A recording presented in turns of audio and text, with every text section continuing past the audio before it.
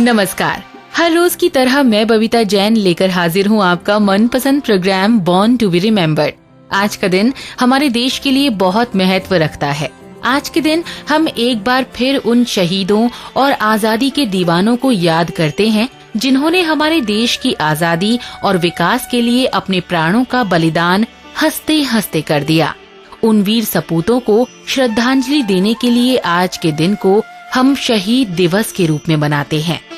शहीद दिवस की शुरुआत 30 जनवरी 1948 के दिन से हुई, जब राष्ट्रपिता महात्मा गांधी की हत्या की गई और तभी से आजादी के शहीदों की याद में इस दिन को मनाया जाता है।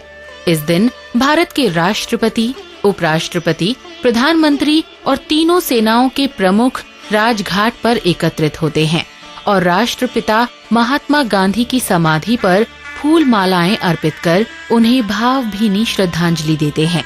साथ ही एक प्रार्थना सभा का आयोजन भी किया जाता है जिसमें गांधी जी के प्रिय भजन गाए जाते हैं।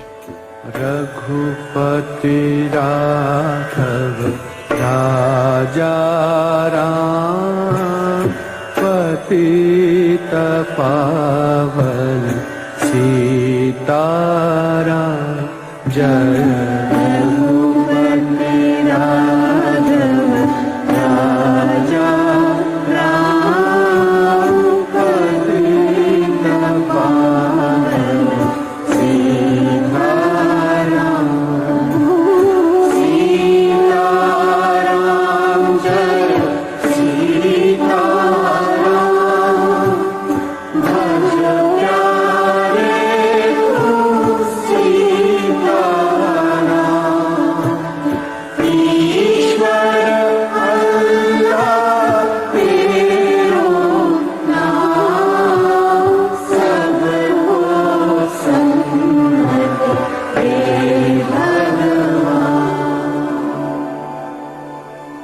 अब हम बात करने जा रहे हैं एक ऐसे व्यक्ति की जिसे अंतर्राष्ट्रीय परिदृश्य में 20वीं सदी के सबसे महत्वपूर्ण व्यक्तियों में गिना जाता है।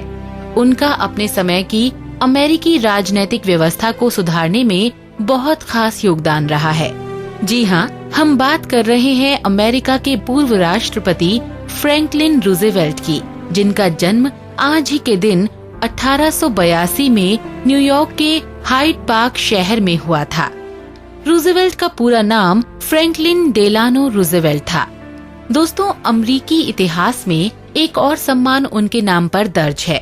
रूज़वेल्ट पहले ऐसे व्यक्ति थे जिन्हें अमेरिका के राष्ट्रपति पद के लिए 4 बार चुना गया और उन्होंने सफलतापूर्वक 1933 से 1945 तक अपना कार्यकाल पूरा किया। रूज़वेल्ट बचपन से ही बड़े होनहार और तेजस्वी थे। रूज़वेल्ट ने सन 1903 में हार्वर्ड विश्वविद्यालय से इतिहास विषय में बीए की डिग्री प्राप्त की। इनकी पढ़ाई का सिलसिला यही नहीं रुका, बल्कि आगे बढ़ता गया, जो इनकी राजनीतिक सोच और समझ को और मजबूत कर रहा था। उसके बाद रूज़वेल्ट ने वकालत की डिग्री के लिए न्यूयॉर्क के कोलंबिया विश्वविद्यालय में एडमिशन लिया। सन 1921 में घटी एक दुर्घटना ने रूज़वेल्ट को बदल कर रख दिया। हुआ यूं कि रूज़वेल्ट गर्मियों में छुट्टियां बिताने न्यू ब्रुंसविक शहर के कैंपोबेलो आइलैंड पर गए, जहां इनके पैर भयानक लकवे का शिकार हो गए। सारी उम्र रूज़वेल्ट इस बीमारी से लड़ते रहे और कभी भी हिम्मत नहीं हारी। माना जाता है कि रूज़वेल्ट का राजनीति में प्रवेश सन 1910 में हुआ, जब रूज़वेल्ट अपने गृह जिले से न्यूयॉर्क राज्य सीनेट के एक डेमोक्रेट के रूप में चुने गए।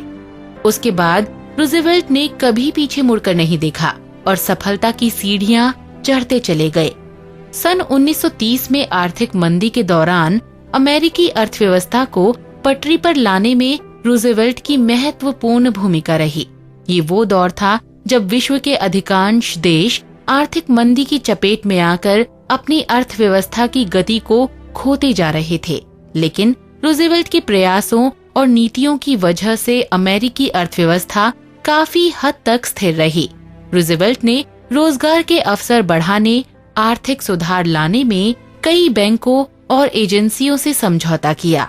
उसके बाद का समय द्वितीय विश्व युद्ध का था, जिसमें आर्थिक मंदी का दौर जारी रहा, लेकिन रूजवेल्ट ने अपने प्रयासों से फेडरल डिपॉजिट इंश्योरेंस कॉरपोरेशन यानी FDIC और US securities and exchange commission जैसे महत्वाकांक्षी कार्यक्रमों की शुरुआत की।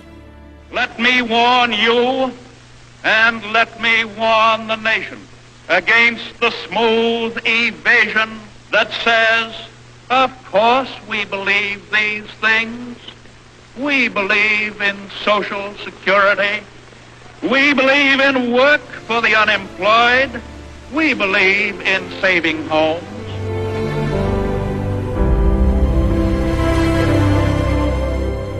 रूजवेल्ट ने सोशल सिक्योरिटी सिस्टम और नेशनल लेबर रिलेशन बोर्ड की स्थापना जैसे महत्वपूर्ण कार्यों को भी अंजाम दिया।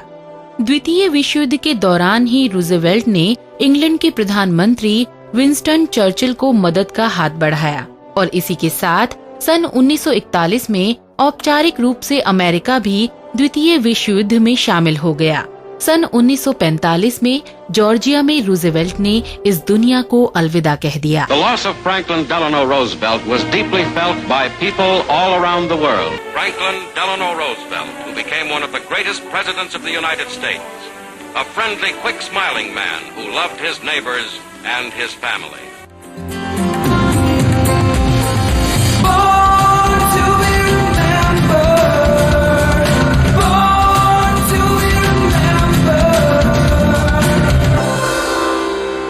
आज की राजनीति का जो रूप हमें नजर आ रहा है वो सिर्फ इसका एक पहलू है, जबकि बहुत से पहलू ऐसे भी हैं जो सीधे सीधे देश के विकास और लोगों की भलाई से राजनेताओं को जोड़ते हैं। अब हम जिनकी बात कर रहे हैं उन्होंने भारतीय राजनीति में सक्रिय भूमिका निभाने के साथ साथ देश को खाद्यान्न उत्पादन में आत्मनिर्भर बनाने में भी अहम योगदान किया है। ये शख्स कोई और नहीं बल्कि स्वतंत्रता संग्राम में खास भूमिका निभाने वाले चिदम्बरम सुब्रमण्यम हैं, जिनका जन्म आज ही के दिन 1910 में हुआ था। इनके राजनीतिक सफर की शुरुआत कॉलेज के दिनों से हुई। उस वक्त ये सिविल डिसोबीडियंस मूवमेंट यानी अवज्ञा आंदोलन के सक्रिय सदस्य हुआ करते थे और वर्ष 1942 में भारत छोड़ो आंदोलन के दौरान इन्हें जेल की यात्रा भी करनी पड़ी। आजादी के बाद सन 1952 से 1962 तक इन्हें मद्रास राज्य की शिक्षा, कानून व वित्त मंत्री के पद प्रदान किए गए, जिस दौरान वो मद्रास विधानसभा के एक बड़े नेता के रूप में उभरे। सन 1962 में इनका चुनाव लोकसभा सदस्य के तौर पर हुआ और इन्हें स्टील व माइनिंग मंत्रालय सौंपा गया, जिसके बाद इन्हें कृषि मंत्रालय की जिम्मेवारी दी गई। ये जिम्मेवारी इन्होंने बखूबी निभाई और 1965 में आई हरित क्रांति के एक प्रचार प्रसारक के तौर पर आज भी लोग इन्हें याद करते हैं।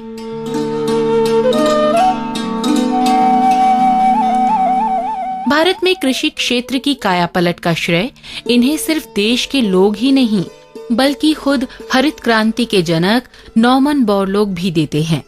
उनका कहना था कि मिस्टर सुब्रमण्यम ने भारत में ऐसे राजनीतिक निर्णय लिए हैं जिनकी वजह से वहां आज फसलें लहलहा रही हैं। ये सपना तब तक सच नहीं हो सकता था जब तक कि उनका सहयोग प्राप्त नहीं होता।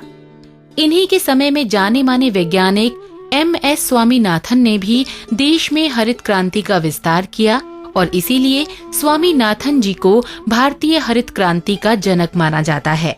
इसके साथ ही वर्गीस कुरियन ने भारत को दूध उत्पादन के क्षेत्र का बादशाह बनने में मदद की।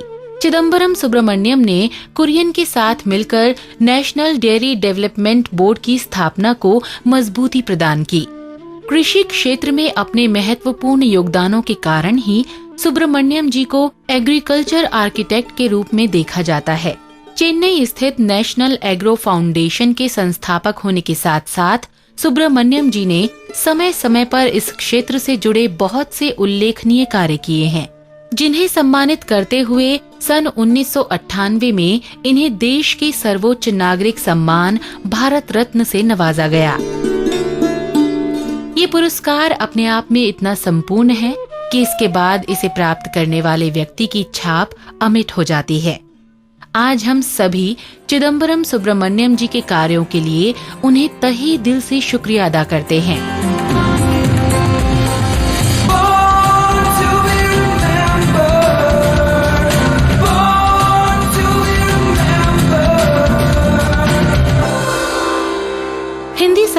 चर्चा पूरे विश्व में होती है, लेकिन ये चर्चा बिना छायावादी युग के पूरी नहीं हो सकती। और अब हम जिस महान कवि, नाटककार, कथाकार, उपन्यासकार और निबंधकार की बात कर रहे हैं, उन्हें छायावादी काल के 4 प्रमुख स्तंभों यानी पिलर्स में से एक माना जाता है। इनकी रचनाएं आज भी हिंदी साहित्य की अनमोल विरासत के रूप में भावी पीढ़ियों का मार्गदर्शन कर रही हैं। नाटक लेखन में भारतेंदु हरिश्चंद्र के बाद वही एक ऐसे नाटककार हैं जो अलग धारा में बहकर युग प्रवर्तक बने। आंसू, कमायनी व झरना जैसे कई काव्य साहित्य से हिंदी को सुशोभित करने वाले जयशंकर प्रसाद का नाम अमर रहेगा। प्रसाद जी का जन्म 30 जनवरी 1889 में बनारस की पवित्र धरती पर हुआ था। अब शहर बनारस हो तो साहित्य का ज्ञान स्वतः ही मनुष्य के दिल में जगह बना लेता है, लेकिन जो इसे महसूस कर ले वही तो साहित्य का सच्चा सेवक कहलाता है। प्रसाद जी ऐसे ही सेवकों में से एक रहे हैं। छोटी ही उम्र में सिर से पिता का साया उठ जाने के बाद प्रसाद जी का पूरा परिवार आर्थिक तंगी से घिर गया, जिस कारण 8वीं कक्षा के बाद इन्हें पढ़ाई छोड़नी पड़ी और काम की तलाश में इधर उधर जाना पड़ा। लेकिन इन सब के बीच जो एक चीज उनके साथ हमेशा रही वो कुछ और नहीं बल्कि साहित्य के प्रति इनका प्रेम था। अपने खाली समय में वेद पुराणों, धर्म, इतिहास व भाषाओं का अध्ययन करने के साथ साथ इन्होंने खुद भी लिखना शुरू किया। शुरुआत में इन्होंने अपनी लेखनी ब्रिज भाषा से जुड़ी हिंदी पर चलाई, लेकिन बाद में इस हिंदी में संस्कृत का प्रयोग करना शुरू कर दिया। सुमित्रा नंदन पंत, महादेवी वर्मा और सूर्यकांत त्रिपाठी निराला की तरह ही इनका काव्य भी प्रेम रस में डूबा नजर आता है। यही वजह है कि इनकी काव्य रचनाओं की शैली को दिल छूने वाला माना जाता है। इनकी कविताओं ने हिंदी साहित्य में एक नई लहर पैदा की। स्वतंत्रता आंदोलन के समय हिमाद्री तुंग श्रृंग से जैसी कविता के लिए प्रसाद जी को बहुत से पुरस्कारों से सम्मानित किया गया, लेकिन कमायनी आज भी इनकी कविता संग्रहों में उत्कृष्ट स्थान रखती है।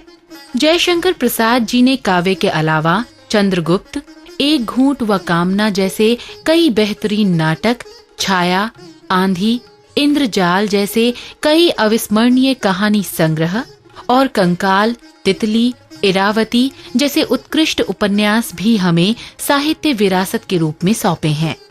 प्रसाद जी की हर एक रचना साहित्य की पृष्ठभूमि को वैज्ञानिक आधार प्रदान करती है, जहाँ कभी मन के भाव शांत नजर आते हैं तो कभी बेचैन, लेकिन हर हाल में भावों की स्पष्टता ही उन्हें एक उत्कृष्ट व्यक्तित्व साबित करती है। विचारों की गहराई, भावों की प्रबलता, चिंतन व मनन की गंभीरता प्रसाद जी की लेखनी से निकली रचनात्मक व कलात्मक शैलियां हैं, जो आने वाले समय में भी हिंदी लेखकों का मार्गदर्शन करती रहेंगी। आज जयशंकर प्रसाद जी को साहित्य के सच्चे पुजारी और अनोखे व्यक्तित्व के रूप में पूरा देश सलाम करता है।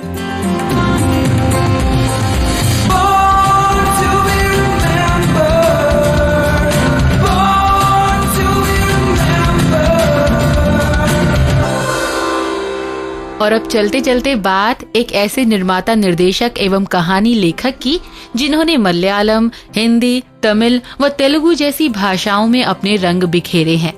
ये नाम वैसे तो हम सब अच्छी तरह से जानते हैं, लेकिन फिर भी पहले इसे सुनिए और फिर गैस करिए। आपकी तारीफ? खड़क सिंह। ओए खड़क सिंह तो मैं हूँ। तू किधर का खड़क सिंह?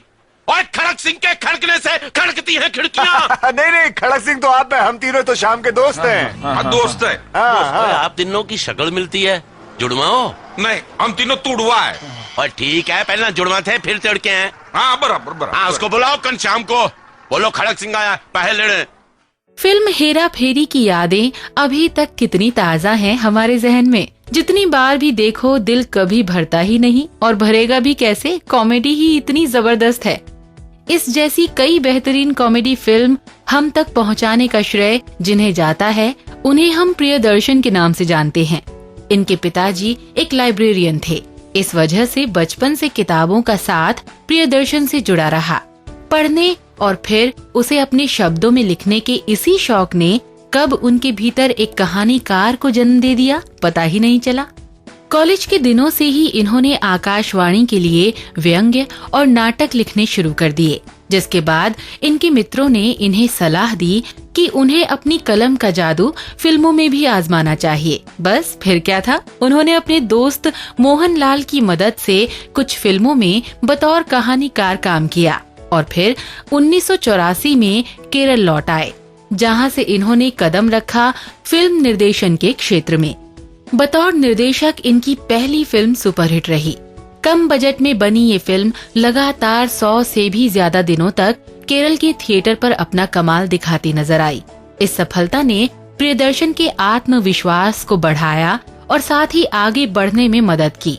इसके बाद इन्होंने मलयालम, तेलुगु और बहुत सी दक्षिणी भाषाओं में फिल्में बनाई, लेकिन अभी भी बॉलीवुड इनके जादू से अनछुआ था, पर मुंबई दूर नहीं था। 1992 में इन्होंने फिल्म मुस्कुराहट से बॉलीवुड यानी हिंदी सिनेमा में अपने कदम रखे। फिल्म तो नहीं चली, लेकिन प्रियदर्शन को अब लोग जानने लगे थे। 1993 में अपनी पिछली फिल्म की कमियों को दूर करते हुए इन्होंने गर्दिश का निर्माण किया। हम न समझे थे बात इतनी सी, ख्वाब शीशे थे दुनिया पत्थर की। हम न समझे थे बात इतनी सी, ख्वाब शीशे थे दुनिया पत्थर की। हम न समझे थे बात इतनी सी।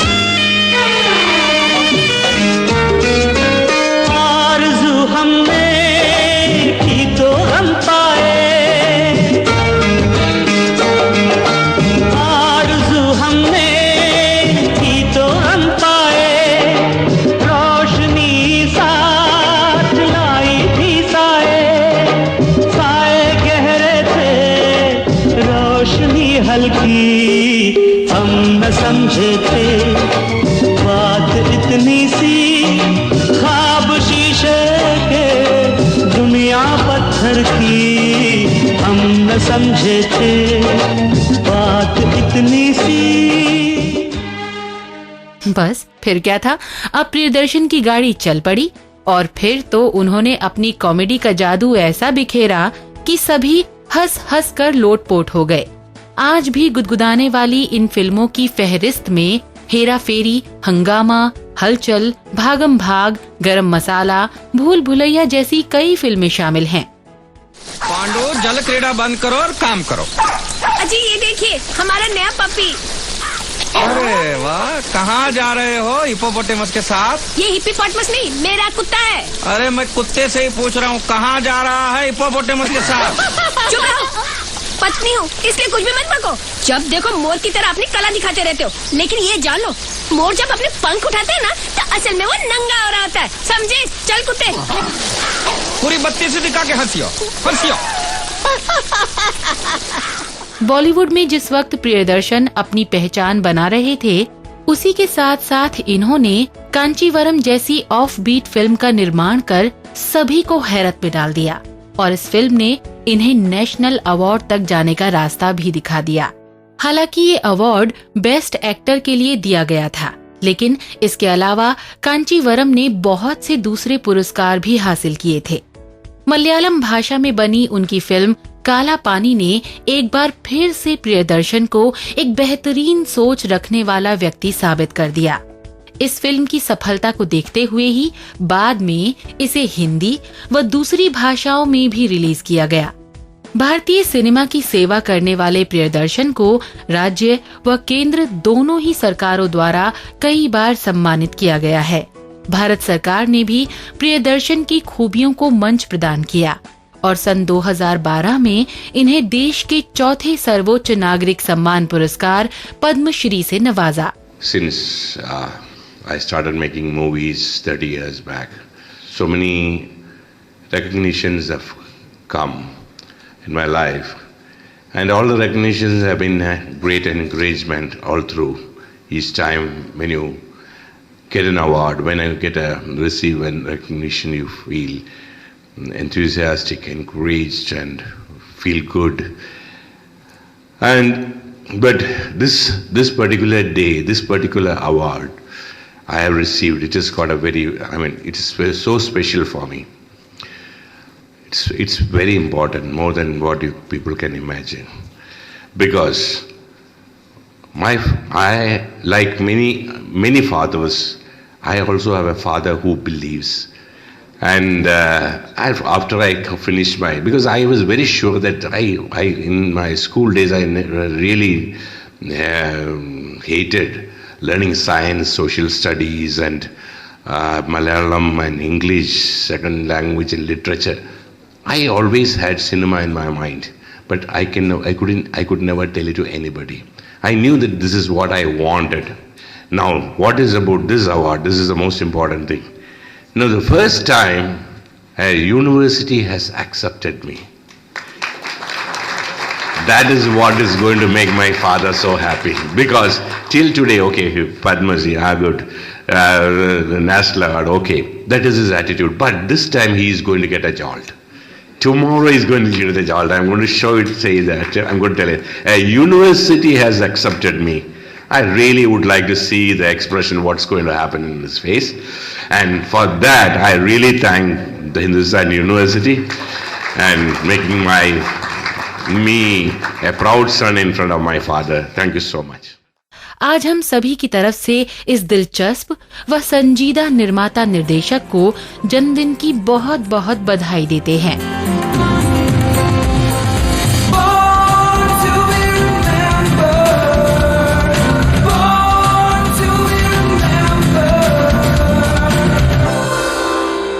तो अपनी दोस्त बबीता जैन को दीजिए इजाजत। बहुत जल्द आपसे फिर मुलाकात होगी। नमस्कार। मैं बनना चाहूँ जैसा पर शायद सपनों में, मैं उड़ना चाहूँ जैसा पर शायद सपनों में।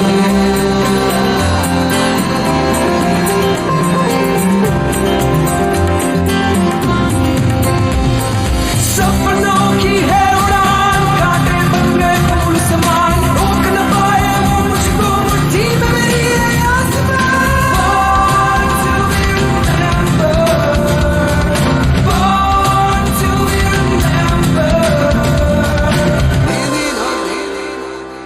इस कार्यक्रम के कार्यकारी निर्माता जैनेंद्र सिंह।